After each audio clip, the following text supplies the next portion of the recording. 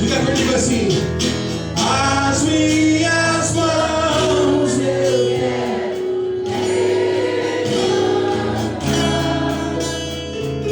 e em louvor te adorar, Senhor. Meu coração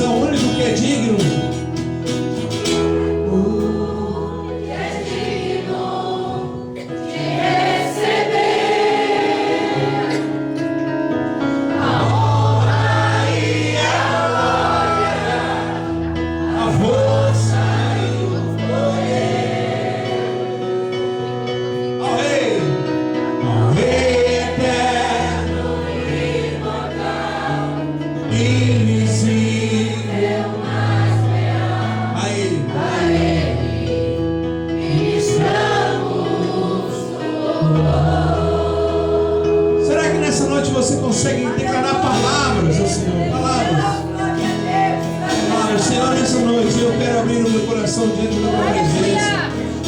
Eu quero simplesmente me render a ti, Deus, porque eu necessito de ti. O Senhor é meu tudo, o Senhor é meu tudo. Senhor, e a palavra de Deus diz que não importa onde eu estiver, não importa qual situação eu estiver enfrentando, ali o Senhor estará comigo. Os discípulos estavam em meio à tempestade e Jesus veio caminhando até eles. Muitos até acharam que era um fantasma, ou talvez por não ter tanta intimidade com Jesus. Mas Pedro falou: se és tu, Senhor, deixa que eu vá até ti. Oh, nessa noite